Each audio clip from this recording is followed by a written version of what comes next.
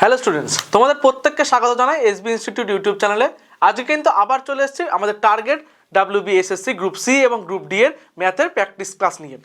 তো দেখো, এই ক্লাসটা যে শুধুমাত্র WBSSC গ্রুপ সি এবং গ্রুপ ডি এর ক্ষেত্রে উপকারী হবে তাই নয়, এটা কিন্তু WBP, KP, SSC, GD প্রত্যেকটির ক্ষেত্রেই কিন্তু খুবই গুরুত্বপূর্ণ। তো তোমরা মন দিয়ে দেখতে থাকো। তো আজকের ক্লাসে কি কি অঙ্ক রয়েছে আমরা খুব সুন্দর করে দেখব।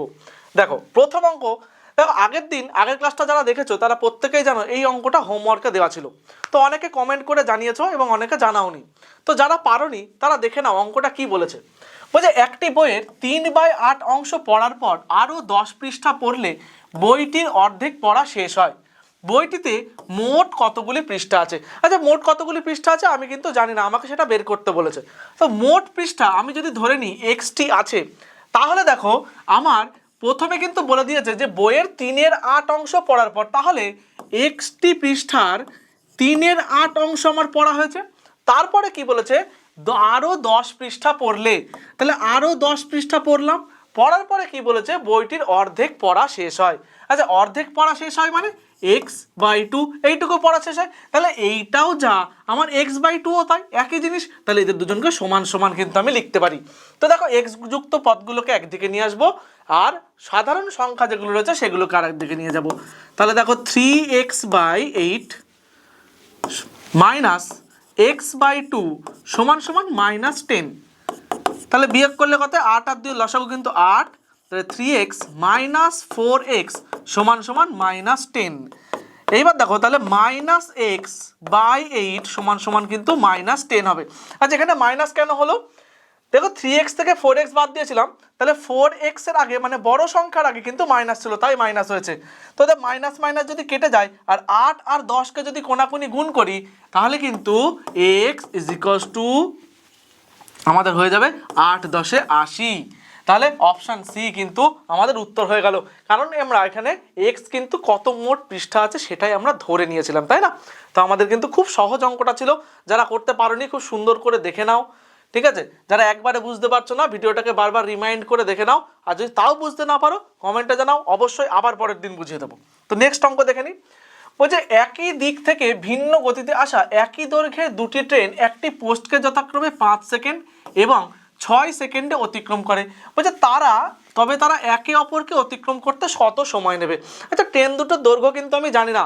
আচ্ছা, দুটো ট্রেনের দৈর্ঘ্যই যদি আমি x করে ধরে নিই, দুটোই কিন্তু x মিটার একটা, আর একটাও x মিটার। তো দেখো, তাহলে বলছে একটি পোস্টকে অতিক্রম করতে প্রথম ট্রেনের সময় লেগেছিল 5 সেকেন্ড। তাহলে প্রথম ট্রেনের যখন 5 সেকেন্ড সময়, মানে পোস্টটাকে অতিক্রম করেছে, মানে ট্রেন তার নিজের দৈর্ঘ্যকে অতিক্রম করেছে। তাহলে তার গতি বেগ কত হবে? আচ্ছা, আগের ক্লাসগুলো যারা দেখেছো তারা কিন্তু খুব সহজেই জানো, গতি বেগ হলো স্পিড সমান সমান কি লিখি? d/t। আচ্ছা, d/t দিয়ে কিন্তু আমরা লিখি। আচ্ছা, এখানে d কি বলেছে দেখো তো। আচ্ছা, d কিন্তু আমার হলো যে এখানে হচ্ছে ট্রেনের যে দৈর্ঘ্যটা সেইটা, মানে x বাই সময় হলো কত? 5 সেকেন্ড। এটা হলো প্রথম ট্রেনের গতিবেগ। আচ্ছা, দ্বিতীয় ট্রেনের গতিবেগ একই রকম ভাবে কত হবে? x/6। আচ্ছা, এটা হলো দুটি ট্রেনের গতিবেগ। এইবার আমার ঘটনাটা কি বলে দিয়েছে, বলছে তারা একে অপরকে অতিক্রম করবে। দেখো, এইবার একে অপরকে দিয়ে বলেছে একই দিক থেকে ভিন্ন গতিতে আসা। আচ্ছা, একই দিক থেকে আসছে কিন্তু ওরা, ঠিক আছে? তার মানে আমাকে এখানে বলে দিচ্ছে তাহলে ট্রেনে দুটো একই, মানে দুটো যদি সামনের দিকে যায় সামনের দিকে যাবে, যদি পেছন দিকে আসে পেছন দিকেই আসবে। তাহলে টোটাল ডিস্টেন্স কভার করবে কত? দুটো ট্রেনের যা মোট দৈর্ঘ্য সেইটা হলো টোটাল ডিস্টেন্সটা, মানে 2x। আর কি বলেছে, তাহলে বেগ মানে আপেক্ষিক বেগটা কত হবে? আচ্ছা, আপেক্ষিক বেগ আমরা জানি যখন হচ্ছে আমার একই দিক থেকে আসে তখন কিন্তু আমরা বিয়োগ করি, তাই না? তাহলে আপেক্ষিক বেগ স্পিড সমান সমান x/5 বিয়োগ x/6 এইটা বলে দিয়েছে। তাহলে দেখো 5 আর 6 লসাগু কত হয়? 30। তাহলে আচ্ছা 30 হয়, সরি 30। তাহলে 6x বিয়োগ 5x মানে হলো x/30। তাহলে x/30 হলো স্পিড। এইবার বলেছে সময় কত লাগবে। দেখো, আমি ডিস্টেন্স জানি, ডিস্টেন্স কত? 2x। আচ্ছা, স্পিড আমি জানি x/30। আচ্ছা, আমাকে বলছে টাইম। আচ্ছা, টাইম সমান সমান কি? টাইম সমান সমান ডিস্টেন্স বাই স্পিড। আচ্ছা, ডিস্টেন্স ছিল কত? 2x। আর স্পিড ছিল কত x/30। আচ্ছা আমরা প্রত্যেকেই জানি ভগ্নাংশে যদি এরকম নিচে বাই দিয়ে থাকে তাহলে কি কিন্তু নিচের এই 30টা উপরে চলে যায়, তাই না? দেখো আমরা একবারে লিখবো এই সাইডটাই একটুখানি মুছে দিয়ে লিখি। হ্যাঁ দেখো কি হবে তাহলে 2x গুণ 30/x। আচ্ছা আমরা এখানে দেখো x কেটে যাচ্ছে না, কি পড়ে থাকছে কিন্তু 2 গুণ 30 মানে 60। আচ্ছা 60 হলো সেকেন্ড। আচ্ছা অপশানে কিন্তু এখানে 60 সেকেন্ড কোথাও নেই, আমার কিন্তু সেকেন্ডটাকে মিনিট করে দেওয়া রয়েছে, তাই না? আচ্ছা প্রত্যেকেই আমরা জানি 60 সেকেন্ড মানে 1 মিনিট, তো অপশান বি কিন্তু আমাদের অ্যান্সার হয়ে গেল। ঠিক আছে, আচ্ছা পরবর্তী অঙ্কতে যাবো আমরা। বলেছে 6 বছর পরে সুদ আসলের 30% হলে কত বছর পরে আসলের সমান হবে? আসলের সমান হবে বলেছে, তার মানে কি যদি আসল 100 টাকা থেকে থাকে পরেও আবার সুদও কিন্তু 100 টাকা হয়ে যাবে আমাদের, এইটা বলে দিয়েছে। দেখো বলছে 6 বছর পরে সুদ আসলের 30%, মানে 6 বছরে 30% সুদ পেয়েছে কার? আসলের। তাহলে 1 বছরে কত পার্সেন্ট সুদ পেয়েছে? কি করব দেখো 30/6 মানে এক বছরে কিন্তু 5% করে সুদ পেয়েছে। এইবার আমার প্রয়োজন কি, আমি যদি ধরি আসল হলো আমার 100%, তাহলে আমার কিন্তু সুদও দরকার 100%, কেননা আসলের সমান বলেছে আমাকে, তাই না? তো আমার 1 বছরে যদি 5% পাই তাহলে 100% পেতে কত বছর লাগবে? এই দেখো 5% পাই 1 বছর, 1% পাই 1/5, 100% পাই হলো 100/5 মানে হলো 20 বছরে। বোঝা গেল? তাহলে অপশান এ। আমার কিন্তু এখানে ওই সরল সুদের PTR/100 সূত্রের কোনো প্রয়োজনই নেই, খুবই সাধারণভাবে একটা অঙ্ক সাধারণভাবেই কিন্তু করে দেব। যে PTR/100 সূত্র জানে না তার পক্ষেও কিন্তু এটা অসাধ্য কিছু নয়। বোঝা গেল? পরবর্তী অঙ্কতে দেখব। বলছে যে বাসের গতিবেগ ঘন্টায় 25 কিলোমিটার সেই বাস 600 কিলোমিটার যেতে কত সময় নেবে? এটাও ঠিক একই রকমভাবে টাইম অ্যান্ড ডিস্টেন্সেরই কিন্তু অঙ্ক। তো এখানে দেখো দুটো জিনিস বলে দিয়েছে, সেটা কি বলে দিয়েছিল? স্পিড। এখানে বলে দিয়েছে স্পিড, আর কি বলে দিয়েছে? বলে দিয়েছে ডিস্টেন্স বলে দিয়েছে। আচ্ছা আমরা কি জানি? টাইম হচ্ছে আমরা জানি স্পিড সমান সমান ডিস্টেন্স বাই টাইম, তার মানে টাইম সমান সমান ডিস্টেন্স বাই স্পিড। আচ্ছা ডিস্টেন্স আমার এখানে কত? 600 আর স্পিড কত? 25। আচ্ছা আমরা সেই আগের ভিডিওতে তোমরা দেখেছো 5/18 দিয়ে গুণ করেছিলাম, 18/5 দিয়ে গুণ করেছিলাম, তো এখানে কি গুণ করা লাগবে? দেখো এইখানে কিন্তু এটাও কিলোমিটারে আছে, এখানে স্পিডও কিন্তু আমার কিলোমিটারেই দেওয়া রয়েছে, এখানে স্পিডের ক্ষেত্রে কিন্তু মিটার পার সেকেন্ড নেই। তো যেহেতু আমার একই ইউনিটে রয়েছে, তো আমার কিন্তু পরিবর্তন করার কোনো প্রয়োজনই নেই।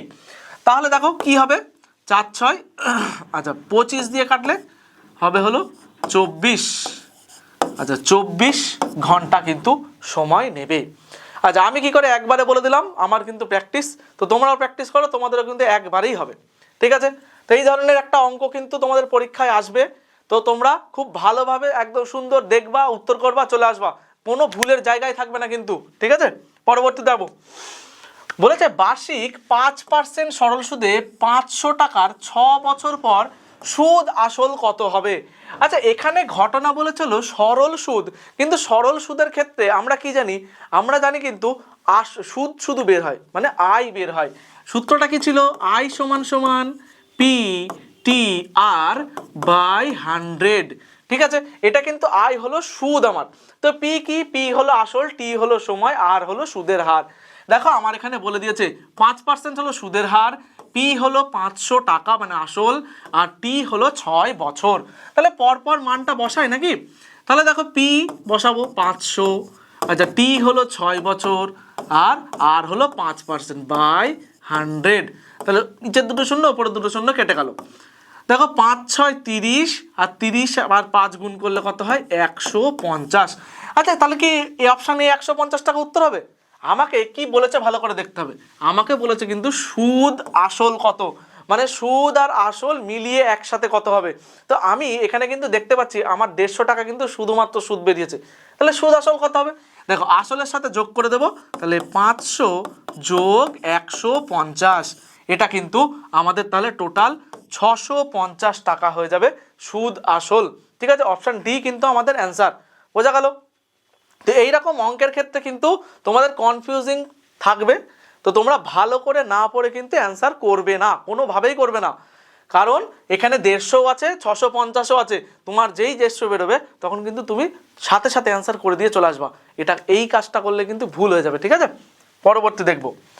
আচ্ছা, তো দেখো তোমরা প্রত্যেকেই জানো যে আমাদের WBSSC গ্রুপ সি এবং গ্রুপ ডি এর একটা টার্গেট ব্যাচ কিন্তু চলছে, যেখানে প্রত্যেকটি বিষয়কে অভিজ্ঞ শিক্ষক শিক্ষিকা দ্বারা খুব সুন্দর করে পড়ানো হচ্ছে।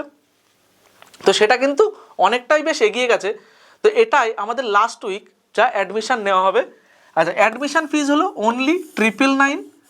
আচ্ছা, শুধুমাত্র অ্যাডমিশন ফিজ নয়, এটা কিন্তু একদম টিল এক্সাম, যতদিন এক্সাম না হচ্ছে ততদিন শুধুমাত্র 999-এই ক্লাস করানো হবে। আর এটা কিন্তু অফলাইন ব্যাচ। তো এই অফিসিয়াল নম্বরে ফোন করে তোমরা যাবতীয় তথ্য নিয়ে নিতে পারো, ঠিক আছে? পরবর্তী অঙ্ক দেখবো কি বলেছে। বলছে দেখো, বলছে পরপর দুটি সংখ্যার বর্গের পার্থক্য 81 হলে বৃহত্তম সংখ্যাটি কত? আচ্ছা, বৃহত্তম সংখ্যাটি কত? এখানে দেখো এই পরপর দুটি সংখ্যার বর্গের, এখন যদি আমরা এক্স ধরতে যাই, এক্স ধরে দেখো প্রথম সংখ্যা এক্স, তারপরে সংখ্যা এক্স প্লাস 1, এইভাবে তার যদি আমি এখন বর্গ করি, বর্গের পার্থক্য করি, এতে আমার কিন্তু প্রচুর সময় লাগবে। আর অনেক সময় ভুল হতে পারে, মাইনাস প্লাসে করতে গিয়ে দেখা গেল ভুল হয়ে গেছে, অনেকে দেখা গেল অনেক রকম ক্যালকুলেশন করতে পারো না। তো এর জন্য আমরা কি করব? অপশান টেস্ট করব। তো দেখো অপশান টেস্ট করলে আমরা কি দিই, এখানে দেখো বলেছে বৃহত্তম সংখ্যাটি কত। তো বৃহত্তম সংখ্যা আমরা ধরে নেব, যেহেতু পরপর বলেছে তাহলে বৃহত্তম থেকে এক ঘর কমিয়ে নেব, তাহলে কিন্তু তার আগের সংখ্যাটা আমরা পেয়ে যাব, ঠিক আছে? দেখো অপশান ডিতে আমার রয়েছে 41। 41 যদি আমার বৃহত্তম সংখ্যা হয়, তাহলে এর থেকে এক ঘর কমিয়ে নিলেই আমার কিন্তু এর আগের সংখ্যাটা বেরিয়ে যাবে, মানে কি 40। আচ্ছা, দিয়ে বলেছে কি বর্গের পার্থক্য 81। তো আমরা দেখব এদের দুজনের বর্গের পার্থক্য 81 হয় কিনা। তাহলে 41-এর বর্গ আর 40-এর বর্গের পার্থক্য, তো দেখো কি করব, 41-এর বর্গ তোমরা যারা জানো 1681 হয়, আর 40-এর বর্গ কিন্তু 1600 হয়। দেখো দুজনের ডিফারেন্স কিন্তু 81 হচ্ছে, তার মানে আমরা বলতে পারি অপশান সি অ্যান্সার হয়ে গেল। আচ্ছা, তোমরা যারা ধরো এই জিনিসটা, এই যে স্কোয়ার করে যাদের গুণে একটু সমস্যা, তারা কিভাবে করবে? এটা খুব সুন্দর ছোট জিনিস আছে, কিন্তু কিভাবে করা যায় দেখো তো। দেখো এইখানে আমরা বীজগণিতে এর আগে পড়েছিলাম একটা সূত্র, সেটা হলো a square minus B square সমান সমান a plus B into A minus B. এই সূত্রটা পড়েছিলাম। দেখো এখানে এটা যদি a হয় আর এটা যদি আমার b হয়, তাহলে এটা a স্কোয়ার মাইনাস বি স্কোয়ারের সেই ফর্মুলাটাই পড়েছে না? তাহলে কি লিখবো দেখো, 41 মানে এটা হলো a প্লাস 40 এটা হলো b into A minus B মানে 41 মাইনাস 40। তো 40 আর 41 যোগ করলে সবাই জানি 81 হয়, আর 41 থেকে 40 বাদ দিলে কিন্তু সবাই জানি 1 হয়। তাহলে 81 কিন্তু আমাদের উত্তর হয়ে যাবে। তাহলে আমাকে পার্থক্য কিন্তু সেই 81 বলেছিল। তাহলে আমাদের কিন্তু এখানে এই অঙ্কটার ক্ষেত্রে অপশান সি আমাদের উত্তর হয়ে যাবে 41। যদি বলতে ক্ষুদ্রতম সংখ্যা, তখন কিন্তু আমাদের 40 অ্যান্সার হতো, যেহেতু বৃহত্তম সংখ্যা বলেছে সেহেতু কিন্তু 41-ই অ্যান্সার হবে। পরবর্তী অঙ্কতে যাব। বলছে দুটি সংখ্যা তৃতীয় একটি সংখ্যার চেয়ে যথাক্রমে 20% এবং 50% বেশি। আচ্ছা, 20% বেশি মানে অ্যাকচুয়ালি সংখ্যাটা কত? সংখ্যাটা হলো 120, তাই তো? আমরা প্রত্যেকেই জানি, এর আগের ক্লাস যারা করেছো তারা প্রত্যেকে খুব ভালো করে জানো। আর 50% বেশি মানে 150।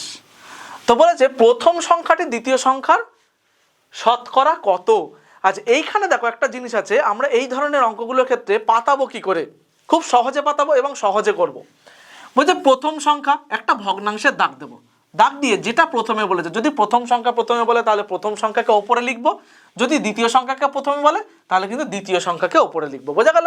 এখানে দেখো বলেছে প্রথম সংখ্যাকে বলেছে আগে, তাহলে আমরা কি লিখবো? প্রথম সংখ্যা বলেছিল 20% বেশি মানে 120, তাহলে 120-কে লিখবো ভগ্নাংশের ওপরে। আর পরে বলেছে দ্বিতীয় সংখ্যা। আচ্ছা, দ্বিতীয় সংখ্যা যখন পরে বলেছে তাহলে দ্বিতীয় সংখ্যাকে লিখবো কোথায়? নিচে। দ্বিতীয় সংখ্যা কত? 50% বেশি, মানে এই দেখো 50% বেশি তাহলে 150, তাহলে 150-কে লিখবো কিন্তু নিচে, গুণ 100। ঠিক আছে, বোঝা গেল? তাহলে ভগ্নাংশ লিখে প্রথমটা যেটা বলবে সেটা ভগ্নাংশের ওপরে, যেটা দ্বিতীয়তে মানে সেকেন্ড বারে বলবে সেটা কিন্তু ভগ্নাংশের নিচে, তার সাথে গুণ 100। যেহেতু বলেছে শতকরা কত, শতকরা কত বললে আমরা প্রত্যেকেই জানি যে 100 এর মধ্যে কত বের করতে হয়। তো আমরা ক্যালকুলেশন করি, দেখো 0 0 কাটা, আচ্ছা কালারটা একটু চেঞ্জ করি।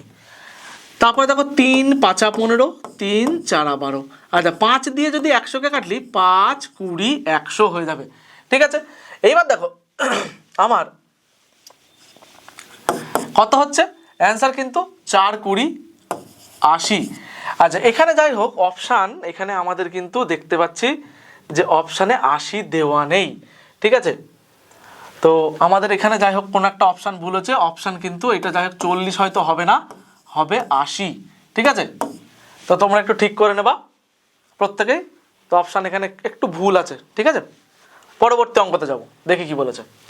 বলছে একটি বাগানে যতগুলি সারি আছে প্রতি সারিতে ততগুলি গাছ আছে। বাগানের মোট গাছের সংখ্যা হলো 5776 হলে কতগুলি সারি আছে?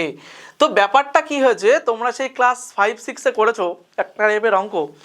কি হতো যে স্কুলের ছাত্রছাত্রীকে সাজানো হবে বর্গাকারে, যতগুলো সারি থাকবে প্রতি সারিতে ততগুলি করেই হচ্ছে প্রতি সারিতে ততগুলি করে ছাত্রছাত্রী থাকবে।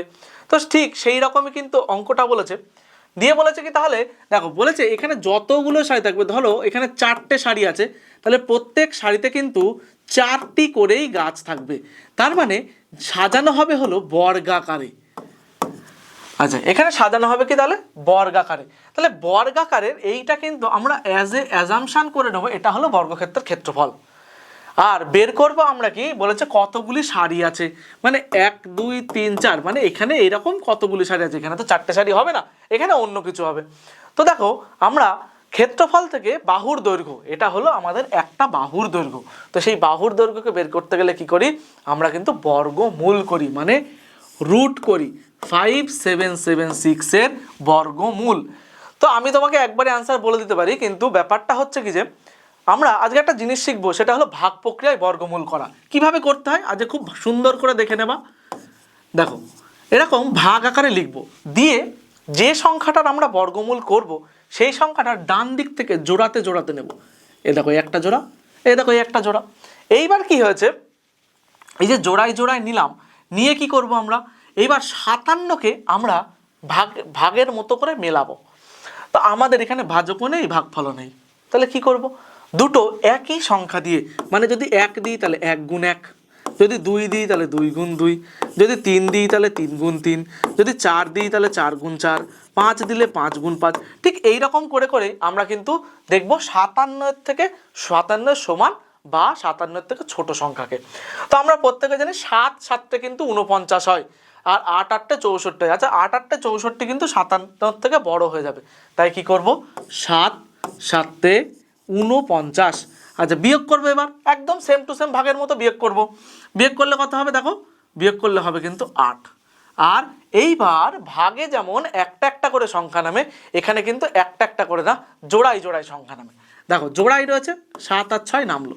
এইবার কি করবো এখানে একটা দাগ দেবো, এখানে দাগ দিয়ে এর জন্য একটা নতুন ভাজক তৈরি করব। কি ভাজক তৈরি করব সেটা হলো এই ভাগফলের এখানে যেটা রয়েছে তার ডবল বসাবো। এই ভাগফলের এখানে কত রয়েছে 7, এই 7-এর ডবল বসাবো আমরা। 7-এর ডবল কত হয় 14। এইবার কথা হচ্ছে তাহলে এইটাকে মেলাবো কি করে, এইবার দেখো এই 14-র পাশে এমন একটা সংখ্যা বসাবো, আবার সেই সংখ্যাটা দিয়ে গুণ করলে যেন এই 876 আসে। আচ্ছা 6, দেখো এখানে 5 5 25 হয়, 4 4 16 হয়, 3 3 9 হয়, 2 2 4 হয়, আর 1 1 1 হয় কিন্তু। তাহলে এখানে 6 দেখতে পাচ্ছি আমরা, 4 4 16 হলো, মানে এককের ঘরে 6 থাকছে। আবার আরেকটা জিনিসেও হয়, সেটা হলো 6 6 36, এরও কিন্তু এককের ঘরে 6 হয়। তাহলে আমরা কোনটাকে নেব, তো আমরা জানি না কোনটাকে নেব, তো আমরা দেখে নেব। দেখো আমার আইডিয়া এই 4টা হবে না, এই 6টা হবে, কারণ এখানে কিন্তু আমাদের কোনো 4 নেই এককের সংখ্যায়। তাহলে আমরা 14-র পাশে 6 বসিয়ে 6 দিয়ে গুণ করে দেখব। দেখে নিই এখানে, তাহলে এই 14 বসালাম, তার পাশে 6 বসালাম, দিয়ে আবার 6 দিয়ে গুণ করে দেখব। 6 6 36-এর 6, হাতে থাকলো 3, 4 4 24 আর 3 হলো 27, 27, 7 এ 2, আচ্ছা 6 কে 6 আর 2 হলো 8। দেখো 876 কিন্তু হয়েছে। তাহলে 14 পাশে 6 বসাবো। আচ্ছা যে 6 দিয়ে গুণ করেছিলাম এই যে এই 6টা, তাকে বসাবো এই ভাগফলের জায়গায়, দিয়ে কি করব, তাহলে 876 কিন্তু আমাদের অ্যান্সার হয়ে গেল। ঠিক আছে, বোঝা গেল? এবার দেখো তাহলে আমাদের উত্তর কোনটা? উত্তর কিন্তু এইটা একদমই নয়, আমাদের উত্তর হলো এইটা, মানে ভাগফলের জায়গায় যেটা থাকবে। তাহলে অপশান এ কিন্তু আমাদের সঠিক উত্তর হয়ে যাবে। তাহলে কতগুলি সারি আছে? এখানে কিন্তু 76টি সারি আছে। যদি বলে দেয় প্রত্যেক সারিতে কত জন করে আছে, তাও কিন্তু আমরা বলবো 76 জন করেই কিন্তু আছে। ঠিক আছে, বোঝা গেল? আজকে কিন্তু আমরা একটা জিনিস শিখলাম, সেটা হলো ভাগ প্রক্রিয়ায় বর্গমূল কি করে করা হয়। তোমরা যদি এই ধরনের ছোট ছোট জিনিস শিখতে চাও তো বলবে কি কোন জিনিসটা শিখতে চাও, তা আমরা কিন্তু পরে ভিডিও নিয়ে আসবো। পরবর্তী অঙ্ক দেখি, বলেছে রোহিত ও সৌমেনের বয়সের পার্থক্য হলো 12 বছর, তাদের বয়সের অনুপাত 3:5। বলছে সৌমেনের বয়স কত? দেখো এখানে বলে দিয়েছে তাদের বয়সের অনুপাত 3:5 আর পার্থক্য বলে দিয়েছে 12 বছর। আচ্ছা আনুপাতিক ভাগার করে আমরা প্রত্যেকেই জানি কি করে করতে হয়। তাহলে 12 তার সাথে গুণ লিখবো, দিয়ে ভগ্নাংশের দাগ দেবো। আচ্ছা 12টা কি? 12টা হলো কিন্তু তাদের বয়সের পার্থক্য। তাহলে ভগ্নাংশের নিচে লিখবো এদের অনুপাতের পার্থক্য। আচ্ছা 3 আর 5 অনুপাতের পার্থক্য, তাহলে কত? 2। এইবার কথা হচ্ছে বের করতে বলেছে কাকে? বের করতে বলেছে সৌমেনের বয়সকে। আচ্ছা সেখানে সৌমেনের বয়সের দেখো অনুপাত কত? সৌমেনের বয়স দ্বিতীয়তে বলেছিল, মানে সৌমেনের বয়সের অনুপাত হলো 5, তাহলে গুণ 5। আচ্ছা 2 দিয়ে 12কে কাটলে 6 হয়, আর 5 6 30, তাহলে 30 বছর কিন্তু আমাদের উত্তর হয়ে যাবে সৌমেনের। আচ্ছা এখান থেকে যদি বলতো রোহিতের বয়স কত, রোহিতের বয়সও বের করতে পারতাম, তখন কি করতাম 12 গুণ, রোহিতের অনুপাত ছিল 3, তাই 3কে ওপরে লিখবো, আর এদের পার্থক্য তো একই হয়, তাহলে 2 দিয়ে 6, তাহলে 3 6 18 বছর কিন্তু রোহিতের বয়স হয়ে যেত। এটা হিসাব করে দেখো দুজনের কিন্তু বয়সের পার্থক্য 12 বছরই হয়। ঠিক আছে, বোঝা গেল? এই ছিল আমাদের অঙ্ক, খুবই সোজা অঙ্কটা। আচ্ছা পরবর্তী দেখো, এটা হলো তোমাদের হোমওয়ার্ক। প্রত্যেক দিনের মতো আজকেও তোমরা এই অঙ্কটাকে করে নিয়ে আসবে। তো অঙ্কটা একবার পড়ে দিচ্ছি, শুনে নাও। বলছে একটি নৌকার নির্দিষ্ট দূরত্ব যেতে অনুকূলে 10 ঘন্টা এবং প্রতিকূলে 20 ঘন্টা করে সময় লাগে। স্থির জলে নৌকার গতিবেগ ঘন্টায় 9 কিলোমিটার হলে স্থানটির মধ্যে দূরত্ব কত ছিল? তো এটা তোমাদের হোমওয়ার্ক, যারা করতে পারবে অবশ্যই কমেন্ট করে জানাবে। তো তোমরা কিন্তু অনেকে ভিডিওটা দেখছো কিন্তু একটা লাইক করছো না বা একটা কমেন্ট করে যাচ্ছ না। তোমাদের কিন্তু একটা লাইক আর কমেন্টই আমাদেরকে কিন্তু খুব উৎসাহিত করে। ঠিক আছে, আজকের মতো ভিডিও এই পর্যন্তই। আবার দেখা হবে পরের দিন পরবর্তী আরও কিছু সাজেস্টিভ অঙ্ক নিয়ে। আজকের মতো এখানেই, থ্যাংক ইউ।